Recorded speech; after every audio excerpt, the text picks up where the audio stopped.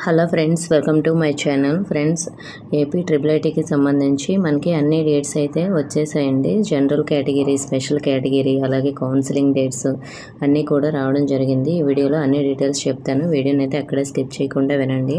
So ఈ ఒక్క video చూడడం వల్ల మీకు IIITకి సంబంధించి అన్ని డీటెయిల్స్ కూడా క్లియర్గా అర్థమవుతాయి. Rajiv Gandhi university of knowledge and technology RGKTలో 2025-26 విద్యా సంవత్సరానికి మనకి అడ్మిషన్ కోసం నోటిఫికేషన్ అయితే ఆల్రెడీ విడుదల అయిపోయింది. అలాగే అప్లై చేసుకోవడం కోసం మనకి ఈరోజు ఆప్షన్ అయితే ఉదయం 10 గంటల నుంచి మనకి ఇస్తారు. కాబట్టి మీరు ఈరోజు అప్లై చేయకండి, వన్ డే ఆగి రేపటి నుంచి అయితే అప్లై చేసుకోండి. సో ఒక్కొక్కసారి మనకి వెబ్సైట్ అనేది ఓపెన్ అయిన రోజు సరిగా అవ్వకపోవచ్చు. కాబట్టి మరి మనకి 6 ఏళ్ల ఇంటిగ్రేటెడ్ ఇంజనీరింగ్ ప్రోగ్రాంలో భాగంగా రాష్ట్రంలోని 4 IIITల్లో ఒక్కొక్క IIITకి 1000 సీట్ల చొప్పున 4000 సీట్లను RGKT అధికారులు కేటాయించారు. అలాగే EBC కోటా కింద ఒక్కో IIITకి 100 సీట్ల చొప్పున 400 సీట్లు అయితే కేటాయించారు. 2024-25 విద్యా సంవత్సరంలో 10వ తరగతి ఉత్తీర్ణులైన విద్యార్థులు మనకి IIIT అప్లై చేయడం కోసం ఈ నెల 24న నోటిఫికేషన్ విడుదలైంది. మరి ఈరోజు మనకి ఉదయం 10 గంటల నుంచి ఆన్లైన్లో దరఖాస్తులను స్వీకరిస్తారు. మే 20వ తేదీ సాయంత్రం 5 గంటల వరకు అయితే ఈ దరఖాస్తులు చేసుకునేందుకు అవకాశం ఉంది. ఎంపికైన అభ్యర్థుల జాబితా అంటే మనకి మెరిట్ లిస్టు అంటే రిజల్ట్స్ అన్నమాట జూన్ 6న మనకి రిలీజ్ చేస్తారు. అలాగే జూన్ 11 నుంచి 17వ తేదీ వరకు సర్టిఫికేట్ల వెరిఫికేషన్ నిర్వహిస్తారు. అంటే కౌన్సిలింగ్ అనేది జరుగుతుంది. మనకి స్పెషల్ కేటగిరీ అంటే PHC, CAP, NCC, sports, Bharat scouts quota అభ్యర్థులు సర్టిఫికేట్ వెరిఫికేషను అంటే స్పెషల్ కేటగిరీకి కౌన్సిలింగ్ మే 28 నుంచి 31వ తేదీ వరకు న్యూజివీడు IIITలో నిర్వహిస్తారు. అంటే మనకి మెరిట్ లిస్ట్ రాకముందే ఈ స్పెషల్ కేటగిరీ కౌన్సిలింగ్ అనేది జరుగుతుంది. అలా ఎందుకు జరుగుతుంది అంటే మనకి వీళ్ళ దగ్గర ఉన్న సర్టిఫికేట్స్ అన్నీ వాళ్ళు చెక్ చేస్తారు. చెక్ చేసి దాన్ని బట్టి వాళ్ళు ఎలిజిబులా కాదా, వాళ్ళకి మెరిట్ లిస్ట్లో నేమ్ ఇవ్వాలా లేదా అనేది వాళ్ళు డిసైడ్ చేస్తారు. అందుకే స్పెషల్ కేటగిరీకి ముందుగా ఈ వెరిఫికేషన్ అనేది జరుగుతుంది సర్టిఫికేట్స్. మిగతా వారికి మాత్రం మెరిట్ లిస్ట్ వచ్చిన తర్వాత కౌన్సిలింగ్ జరుగుతుంది. దీనికి డిఫరెన్స్ ఏమిటి దాని గురించి క్లియర్గా నెక్స్ట్ వీడియోలో మీకైతే తెలియజేస్తాను. అడ్మిషన్ల ప్రక్రియ పూర్తయిన అనంతరం జూలై మొదటి వారంలో తరగతులు ప్రారంభించే అవకాశం ఉంది అని కూడా మనకి ఇక్కడ క్లియర్గా చెప్పారు. మనకి IIITలు 2008లో అయితే ప్రారంభించారు. ఒక్కొక్క దానికి 2000 సీట్లు ఇంతకుముందు అయితే ఉండగా తర్వాత ప్రభుత్వాలు మనకి 2010లో ఒక్కో IIITలో 1000 సీట్లు ఉండేలా కుదించారు. 2014 రాష్ట్ర విభజన అనంతరం మనకి బాసరా IIIT తెలంగాణకు వెళ్ళిపోయింది కదా. 2016లో ఏపీలో ఒంగోలు, శ్రీకాకుళంలో IIITలను ప్రారంభించారు. వీటిలో 26 జిల్లాల విద్యార్థులకు సమానంగా సీట్లు ఇవ్వాలని యూనివర్సిటీ అధికారులు నిర్ణయించారంట.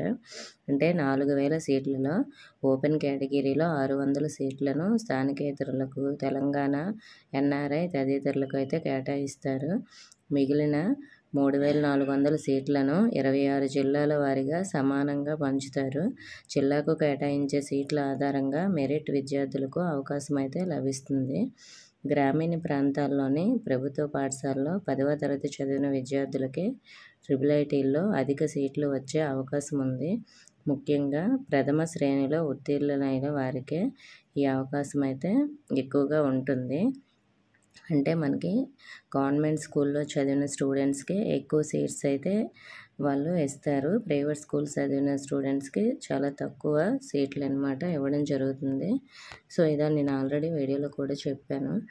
ఇప్పుడు మరి మనకి ఎంపిక ప్రక్రియలో భాగంగా ఇద్దరు విద్యార్థులకు సమాన మార్కులు వస్తే ఫస్ట్ ఎవరికి సీట్ ఇస్తారంటే మ్యాథ్స్లో ఎవరికి ఎక్కువ మార్క్స్ ఉంటే వాళ్ళకి ఇస్తారు. ఒకవేళ అందులో కూడా ఇద్దరికి టై అయితే జనరల్ సైన్స్లో ఎవరికి ఎక్కువ మార్క్స్ ఉంటే వాళ్ళకి ఇస్తారు. అందులో కూడా టై అయితే ఇంగ్లీష్ చూస్తారు.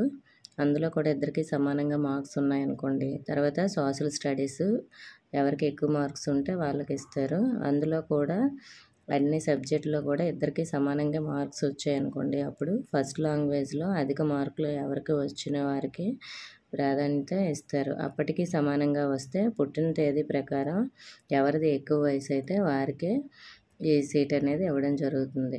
అప్పటికీ కూడా ఇద్దరిది ఒకటే డేట్లో పుట్టిన వారైతే హాల్ టికెట్ నెంబర్ నుంచి పొందిన ఎవరిది తక్కువ సంఖ్య హాల్ టికెట్ ఉంటే వాళ్ళని ఎంపిక చేస్తారంట. అది ఎప్పుడంటే లాస్ట్గా అన్ని సీట్లు ఫిల్ అయిపోయి ఒక్క సీటే ఉందనుకోండి, అప్పుడు ఇద్దరికి ఒకటే మార్క్స్ ఉన్నాయనుకోండి, ఎవరికి సీట్ ఇవ్వాలో దాన్ని బట్టి ఈ విధంగా చూస్తారు. మిగతా అన్ని సీట్లకి ఇలా చూడరు. అంటే లాస్ట్ ఒక్క సీటుకి ఇద్దరికి టై అయినప్పుడు మాత్రమే, మిగతా అన్ని సీట్లకి ఇవన్నీ చూడరండి. ఎవరికి ఎక్కువ మార్క్స్ ఉంటే వాళ్ళకి ఇచ్చేస్తారు. సబ్జెక్ట్ పరంగా ఎన్ని మార్క్స్ ఉండాలి అలా ఏమి ఉండదు. ఇంకా మీకు డౌట్ అయితే చెప్పండి, నెక్స్ట్ వీడియోలో ఇంకా క్లియర్గా ఎక్స్ప్లెయిన్ చేస్తాను. మరి మనకి ఐఐటీలో చేరేందుకు ఆసక్తి ఉన్న విద్యార్థులు అయితే అఫీషియల్ వెబ్సైట్లో అయితే దరఖాస్తు చేసుకోండి. అఫీషియల్ వెబ్సైట్ లింక్ కూడా ఇస్తాను. అది ఎలా అప్లై చేయాలో స్టెప్ బై స్టెప్ అన్ని డీటెయిల్స్ కూడా నేను క్లియర్గా వీడియో చేశాను. ఆ వీడియో లింక్ డిస్క్రిప్షన్లో ఇస్తాను, ఈ వీడియో లాస్ట్లో కూడా ఇస్తాను. అది చూసి మీరు కొన్ని మిస్టేక్స్ చేయకుండా అప్లై చేయండి. అది 10th క్లాస్లో ఏ విధంగా ఉందో ఆ విధంగా అప్లై చేయాలి. రేషన్ కార్డు, ఆధార్ కార్డులో ఉన్నట్లు మాత్రం అప్లై చేయొద్దు. అలాగే మనకి బీసీ, ఈడబ్ల్యూఎస్, ఓసీ విద్యార్థులకు దరఖాస్తు ఫీజు 300, ఎస్సీ ఎస్టీలకు 200 ఫీజు. అలాగే మనకి ఐఐటీలో అడ్మిషన్లకు రూల్ ఆఫ్ రిజర్వేషన్ను పాటిస్తారు. రాష్ట్రంలోని అభ్యర్థులకు 85% సీట్లు, మిగిలిన 15% సీట్లు రాష్ట్ర పునర్విభజన చట్టం 2014 ప్రకారం 2 తెలుగు రాష్ట్రాల్లోని విద్యార్థులకు కూడా ఇస్తారు.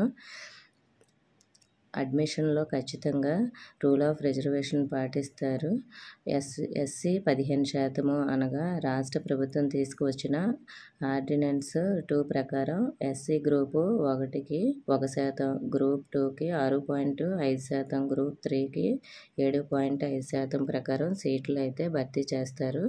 మిగిలిన కేటగిరీలో ST 6, BCA 7, BCB 10, BCC 1, BCD 7, BCE 4, దివ్యాంగులకు 5% ప్రకారం సీట్లు అయితే భర్తీ చేస్తారు. ఆర్మీ ఉద్యోగుల పిల్లలకు 2, NCC 1%, sports 0.5%, Bharat scouts of గైడ్స్కి 0.5% సీట్లు అయితే కేటాయిస్తారు. ఓసీ, బీసీ, ఎస్సీ, ఎస్టీ ప్రత్యేక కేటగిరీల బాలికలకు 33.13% సీట్లు అయితే కేటాయిస్తారంట. అలాగే ఆర్జీకేట్ పరిధిలోని అన్ని ఐఐటీల్లో ఆయా జిల్లాల్లో సమానంగా సీట్లు అయితే కేటాయిస్తామని, ప్రభుత్వ పాఠశాలలో చదివే విద్యార్థులకు 4% డిప్రివేషన్ స్కోర్ను జోడించి మెరిట్ ఆధారంగా అభ్యర్థులను ఎంపిక చేస్తామని, సో మరి ఈ అవకాశాన్ని సద్వినియోగం చేసుకోవాలని కూడా మనకి ప్రొఫెసర్ గారు అయితే క్లియర్గా చెప్పడం జరిగింది. ఓకే ఫ్రెండ్స్, మీకు ఐఐటీకి సంబంధించి ఇంకా ఏమైనా డౌట్స్ ఉన్నాయంటే మన ఛానల్లో చాలా వీడియోస్ ఉన్నాయి, చూడండి. ఇంకా ఏమైనా వీడియోస్ చేయాలంటే కామెంట్ చేయండి. ఇన్ఫర్మేషన్ నచ్చితే వీడియోని తప్పకుండా లైక్ చేసి మీ ఫ్రెండ్స్కి కూడా షేర్ చేయండి. మన ఛానల్ కొత్తగా చూస్తున్న వారు సబ్స్క్రైబ్ చేసుకోండి. Thank you for watching.